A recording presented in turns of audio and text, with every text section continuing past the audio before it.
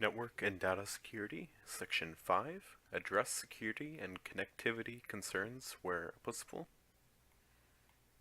Sections, Internet security, password policies, and application security. 5.1, Internet security. Internet security. Internet security is often referred to browser security, but can be generalized to network security, as it applies to other networks, or other applications, of operating systems as a whole.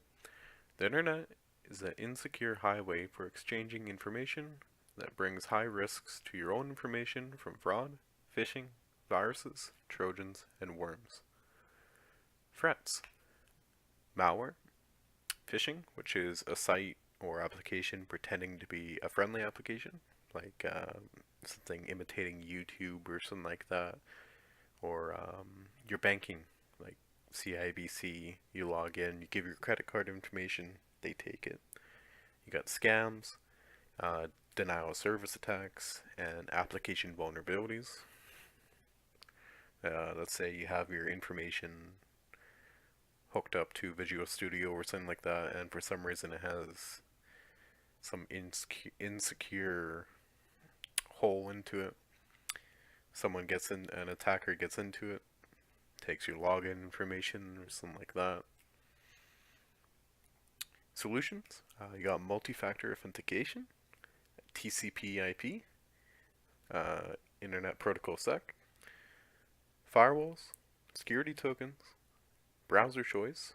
So you're using Google Chrome, but you could be using something less secure like Internet Explorer 7, something like that. And network layer security. 5.2, password policy.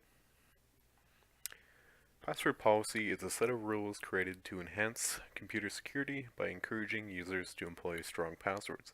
These rules are often part of a company's official regulations, and they help provide overall more security for the company. For personal users, it helps making sure your information is not leaked out or hacked.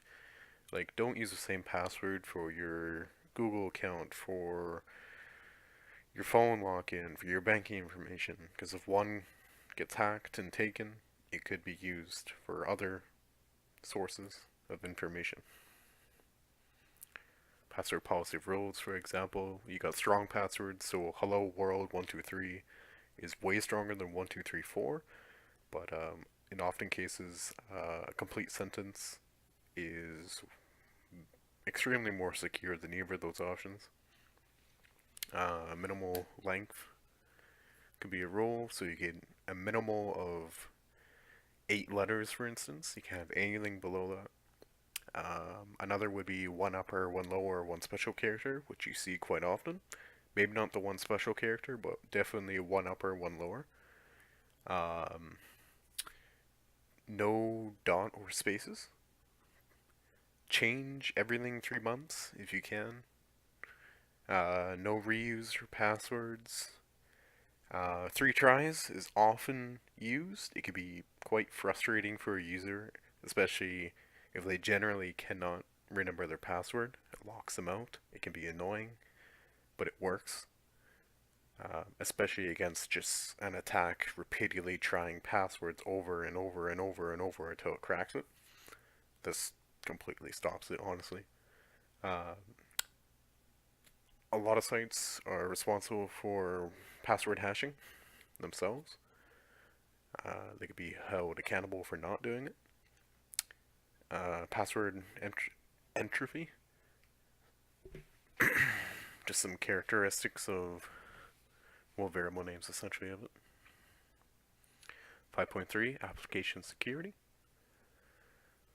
You got your product key, also known as CD keys. Product keys act as a measurement to secure your company's software from illegal downloads. These keys could be sent via email after payment so the user could use the software. An example of this would be Visual Studio 2017, which I'm personally using for most of my classes, where you need a CD key to use it after a free trial, or it just locks you out. Another example would be for purchasing games online and connecting them to your Steam library. This makes sure that the game has not been copied without authorization. Encryption and decryption. Okay, I have an example that I found online, which is in Visual Studio now. Credit goes to Janek Shrestha, for example. Link to the file I found below. Okay, so here it is. Here's the form. Let's go hello world. I'll encrypt it. It gets encrypted. And then you can decrypt it back to hello world. Pretty simple form, but there's a lot going on in the back end. So again, it's using system security cryptography. The button click event for encrypt looks at the text in the text box, calls the forms encrypt method below, feeds in the text box and the encryption type. Same goes for decrypt, exact same process but with the decrypt function. Here, a byte array is created. A new object is made from the triple DES crypto service provider.